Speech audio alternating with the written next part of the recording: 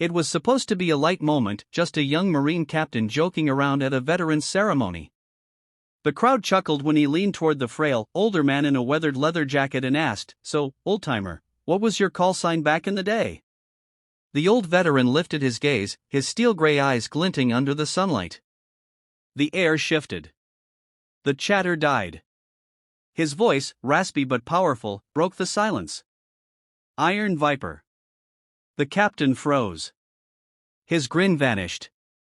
The color drained from his face.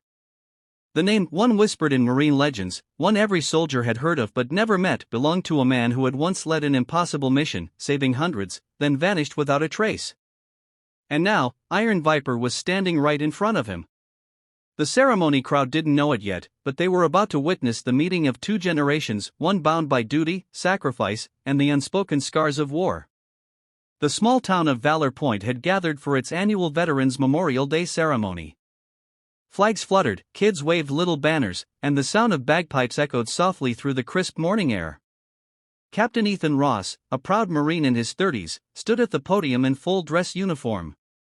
Confident, sharp, and battle-tested, he was the kind of man who carried himself with charisma and pride.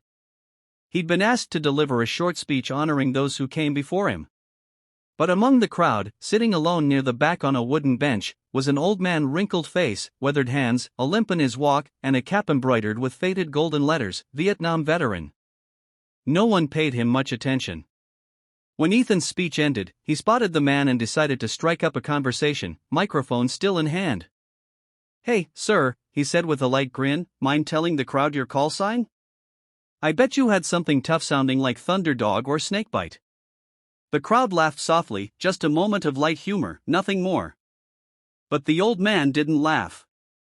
He slowly rose from the bench, using his cane to steady himself, and said quietly, "They called me Iron Viper." The crowd went silent. A breeze carried the words through the square like a ghost from the past. Captain Ross blinked. "Iron Viper?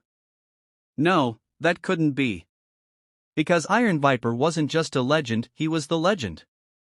The story every Marine was told in training, a soldier who went rogue behind enemy lines, saving an entire platoon after command called them lost. He'd been presumed dead after the rescue. No body was ever found. Ethan took a hesitant step closer. "Sir, that name, are you saying you're Iron Viper?"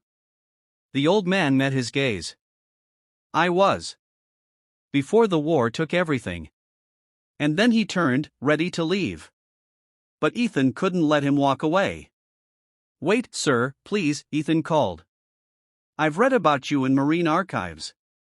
You vanished after Operation Nightfall." Everyone thought that I was dead, the veteran interrupted softly. "They weren't wrong. A part of me did die there." The younger Marines in the crowd looked on with awe.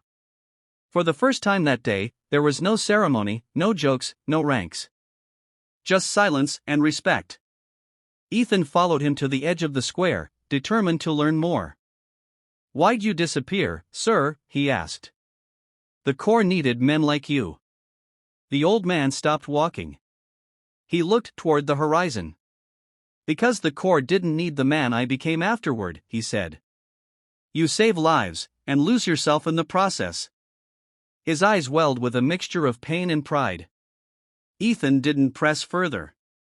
But something in him changed that day, the way he looked at the uniform, at his purpose, at what it meant to truly serve. Before leaving, the veteran placed a trembling hand on Ethan's shoulder. "Never forget, Captain, being a Marine isn't about medals or speeches. It's about the brother who never made it home." As the old man disappeared into the crowd, Ethan realized, legends don't fade, they just wait to be remembered. Days later, Ethan couldn't shake the encounter. Iron Viper haunted his mind.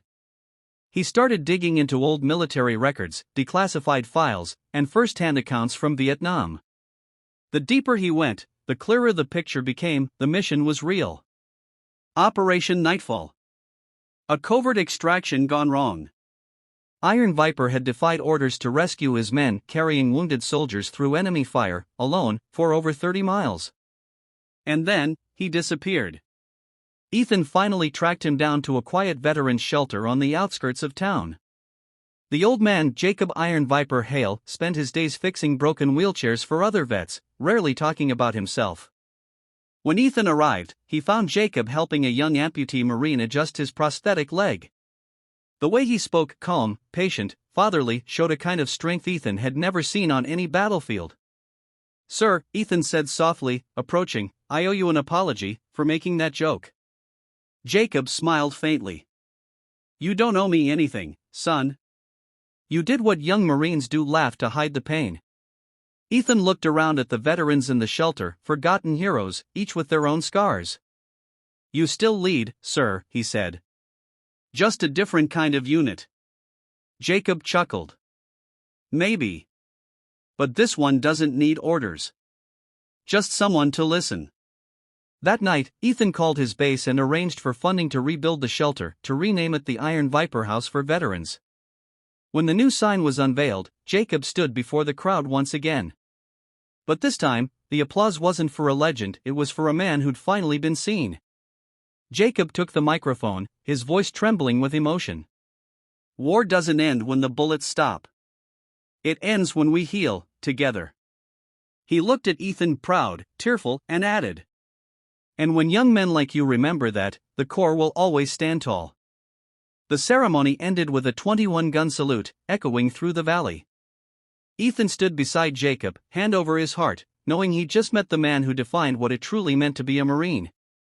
As the flags waved in the wind, Ethan whispered to himself, "Iron Viper never disappeared, he just kept fighting in a different war."